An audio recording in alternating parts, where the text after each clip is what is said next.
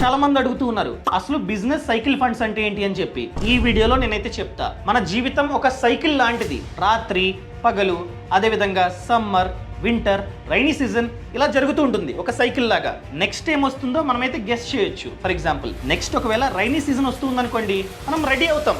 Rain coat, umbrella ఇవన్నీ కొనుక్కుంటూ ఉంటాం. Same అలానే ఎకానమీకి, బిజినెస్కి 4 ఫేసెస్ ఉంటాయి. ఏంటవి? ఎక్స్పాన్షన్, పీక్, కాంట్రాక్షన్, స్లమ్, మళ్ళీ ఎక్స్పాన్షన్. దీన్నే బిజినెస్ సైకిల్ అంటాం.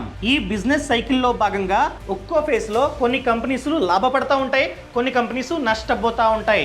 సో ఈ బిజినెస్ సైకిల్ ఆధారంగా ఫండ్ మేనేజర్ మన డబ్బుని పెట్టుబడి పెడుతూ ఉంటాడు.